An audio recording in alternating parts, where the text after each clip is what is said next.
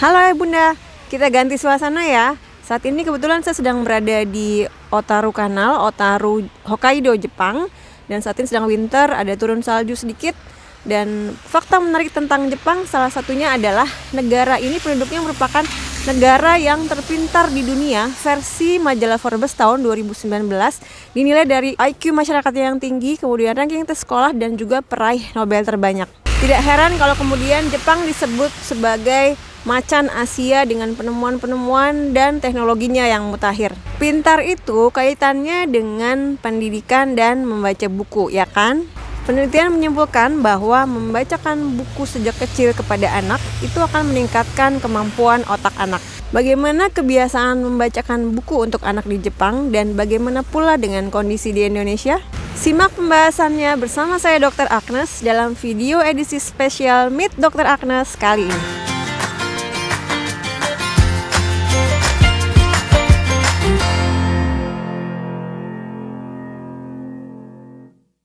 Sistem pendidikan di Jepang terkenal juara. Begitu juga dengan sistem pendidikan untuk anak usia dininya. Keberadaan Yochien atau sekolah TK dan daycare atau hoikuen atau tempat penitipan anak di Jepang memiliki sistem yang menekankan pada pentingnya pembentukan karakter, moral, dan juga kecintaan untuk membaca buku. Selama di TPA dan TK, anak-anak Jepang tidak ditargetkan untuk membaca, menulis, atau menghafal. Tetapi mereka diajarkan untuk mencintai membaca buku sejak kecil dengan cara dibacakan buku oleh guru atau pengasuhnya di TPA setiap hari. Daycare ini atau TPA ini tersedia untuk anak bahkan dari sejak umur 0 hari. Perpustakaan kecil banyak ditemukan di mana-mana, bukan hanya di sekolah tapi juga di ruang publik seperti di ruang tunggu dokter atau di apotek. Setiap anak boleh meminjam buku dari sekolah untuk kemudian dibacakan buku oleh orang tuanya di rumah. Untuk anak yang lebih besar, sekitar usia SD, ada kegiatan membaca buku 10 menit setiap hari sebelum sekolah dimulai. Dengan sistem pendidikan sebaik itu sejak dini, maka tidak heran jika kemudian Jepang dikategorikan sebagai negara yang terpintar di dunia. Bagaimana dengan di negara kita Indonesia? Sayangnya harus diakui bahwa negara kita memang masih tertinggal dalam urusan pendidikan. Banyak faktor yang mempengaruhi literasi atau kemampuan membaca pada anak. Tetapi mencintai membaca buku sejak dini itu adalah salah satu kunci. Di Indonesia belum ada sistem pendidikan terintegrasi yang membuat anak suka membaca buku atau dibacakan buku sejak kecil. Tingkat literasi di Indonesia terkenal masih rendah. Program for International Student Assessment atau PISA ini adalah sebuah survei yang menilai kinerja anak pendidikan menengah tahun 2018 membawa hasil yang menyedihkan untuk negara kita Indonesia. Survei yang dilakukan 3 tahun sekali ini menilai 3 poin utama yaitu literasi, matematika, dan sains. Pada tahun 2018 terdapat 600.000 anak dari 79 negara yang mengikuti survei PISA ini. Dan Indonesia lagi-lagi menempati peringkat yang termasuk terendah. Untuk kemampuan membaca, negara Indonesia mendapat peringkat ke-6 dari bawah. Dan untuk kemampuan literasi, Indonesia mendapat peringkat ke-7 dari bawah. Sementara untuk sains, Indonesia mendapatkan peringkat ke-9 dari bawah. Kesemua peringkat di 3 kategori turun hampir sama dengan nilai yang didapat pada tahun 2000, menunjukkan bahwa setelah 18 tahun hampir tidak ada perubahan yang signifikan di Indonesia. Rendahnya ranking literasi dalam survei tersebut bisa menjadi gambaran yang menunjukkan betapa masih rendahnya literasi di negara kita. Padahal, menurut UNESCO, literasi itu sangat penting karena literasi yang rendah bisa berdampak kemana-mana. Literasi yang rendah salah satunya berdampak pada angka putus sekolah yang tinggi, kemudian angka pengangguran yang tinggi yang membuat kepercayaan diri menurun. Orang dengan literasi yang rendah sulit untuk mandiri sehingga akan menjadi beban bagi keluarga dan juga negara. Selain itu, literasi yang rendah membuat persoalan baru di bidang kesehatan karena orang-orang dengan literasi rendah biasanya mempunyai pengetahuan yang rendah juga soal kesehatan, tentang kebersihan yang baik dan juga tentang pola makan. Sehingga anak menjadi stunting, gizi buruk, remaja mudah terpapar perilaku seksual sehingga mengakibatkan terjadinya kehamilan dini, aborsi, prematuritas juga meningkat. Kriminalitas, penyalahgunaan obat dan alkohol, kesenjangan dan juga kemiskinan merupakan dampak lain akibat rendahnya literasi. Wah, ternyata serem juga ya dampak literasi rendah itu. Saat ini sebagai orang tua yang tinggal di Indonesia yang sistem pendidikannya belum baik, maka mau tidak mau orang tua di Indonesia lah yang harus peduli dan mau berusaha supaya menghasilkan anak-anak yang lebih berkualitas. Caranya yaitu tadi, salah satunya adalah dengan membacakan buku pada anak sejak dini. Mengapa membacakan buku untuk anak itu penting dan sejak umur berapa sebaiknya?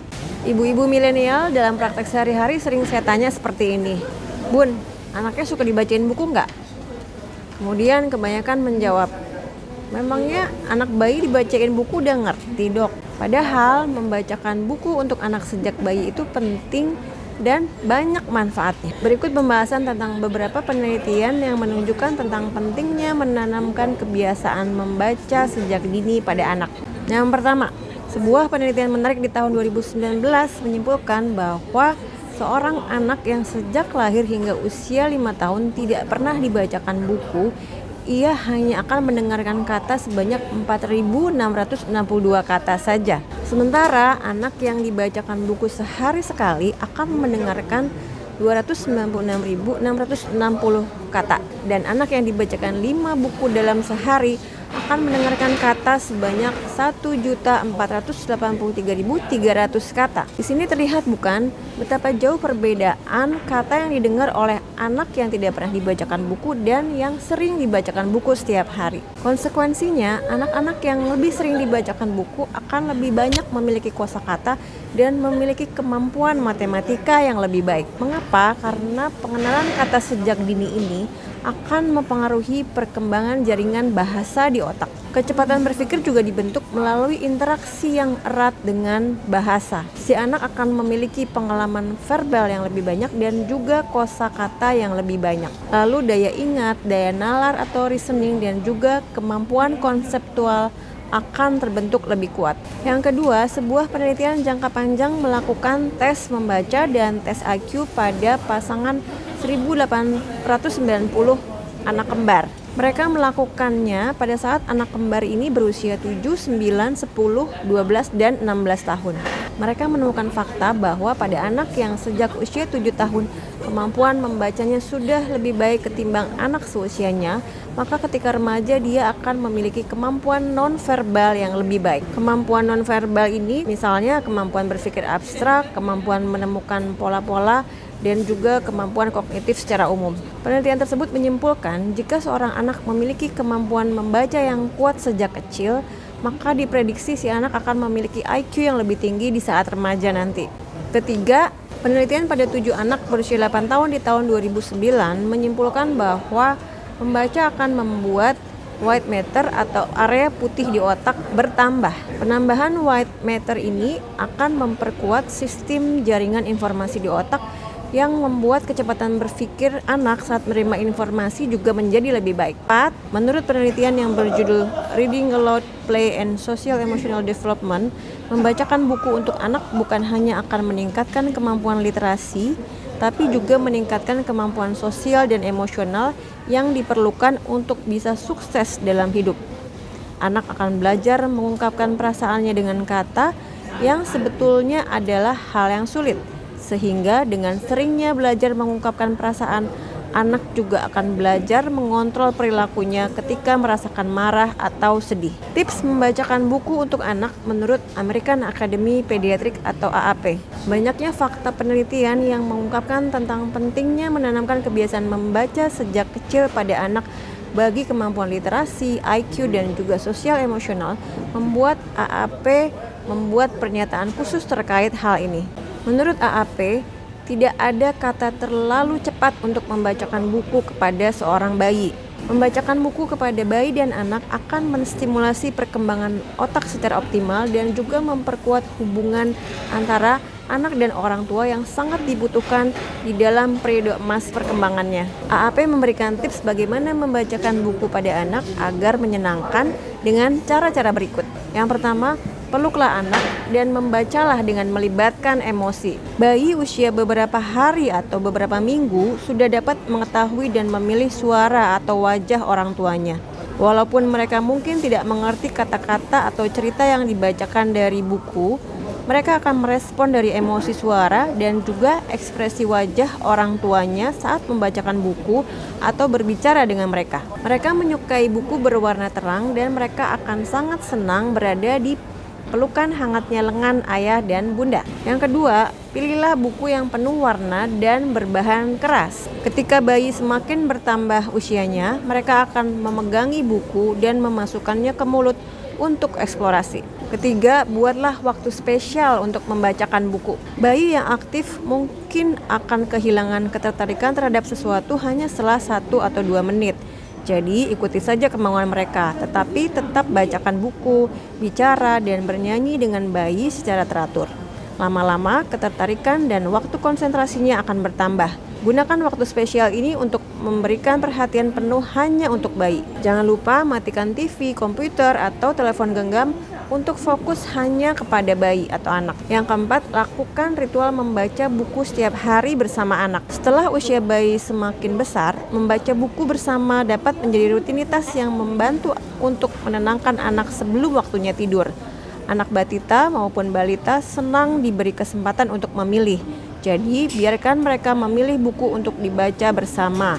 Anak-anak akan dengan sangat gampang memiliki barang-barang favorit. Mungkin si anak akan meminta dibacakan buku itu lagi dengan topik yang sama. Tawarkan pilihan ayah bunda juga. Yang kelima, buatlah waktu untuk membicarakan tentang perasaan. Anak batita bisa menunjuk gambar objek dan karakter dalam buku. Setelah kemampuan bahasanya bertambah, mereka akan mulai dapat memberi nama gambar yang ditunjuk untuk menyelesaikan kalimat seperti misalnya twinkle twinkle little ... star. Kadang mereka bahkan berpura-pura membacakan buku untuk dirinya sendiri. Membicarakan tentang emosi sebuah karakter di buku akan membantu si anak untuk mengungkapkan juga perasaannya seperti rasa sedih, gembira, atau marah. Keenam, buatlah pertanyaan untuk anak. Anak prasekolah sering punya rasa ingin tahu yang tinggi dan cerewet. Di usia ini mereka mungkin sudah bisa menceritakan bagian dari cerita favorit mereka dari sebuah buku atau menceritakan cerita sendiri sesuai imajinasi mereka. Beberapa anak sudah mulai tertarik pada huruf alfabet atau mulai menghitung beberapa benda dalam gambar. Tanyakan pada anak tentang cerita dalam buku seperti misalnya, si bebek ini sedang mikirin apa ya? Atau apa ya yang akan terjadi selanjutnya? Memberikan pertanyaan-pertanyaan tersebut merupakan cara yang menyenangkan bagi anak untuk belajar. Percakapan seperti ini akan membuat kemampuan literasi anak meningkat dan juga membuat si anak ingin selalu belajar. Yang ketujuh, tetaplah membaca buku bersama-sama walaupun si anak sudah bisa membaca buku sendiri. Anak tidak pernah terlalu kecil atau terlalu besar untuk membaca bersama ayah bunda. Ketika mereka sedang belajar membaca, ayah bunda masih bisa membacakan cerita untuk mereka dengan tingkat kesulitan membaca yang lebih tinggi dibanding kemampuan mereka saat membaca sendiri. Banyak buku anak yang menarik saat ini. Kebersamaan anak dan orang tua dalam ritual membacakan buku ini memiliki dampak yang sangat baik terhadap perkembangan seorang anak karena akan menguatkan hubungan antara anak dengan orang tua atau pengasuh, orang yang paling penting dalam kehidupan mereka. Dari pembahasan di atas terlihat bahwa saat ini negara kita sedang mengalami krisis literasi. Tindakan sederhana membacakan buku untuk anak sejak dini di era gadget saat ini mungkin akan lebih sulit, tetapi melihat buruknya dampak rendahnya literasi di negara kita, sudah saatnya buat orang tua untuk peduli dan bergerak. Luangkan waktu 15 menit saja sehari sebelum tidur untuk membacakan buku pada anak. Bukan hanya akan berdampak besar untuk otak dan juga sosial emosional atau kemampuan literasi anak, tapi dampaknya juga besar supaya negara ini bisa menghasilkan remaja dan dewasa yang berkualitas. Yuk kita mulai kebiasaan baik ini sejak sekarang. Selamat membacakan buku untuk si kecil. Bye!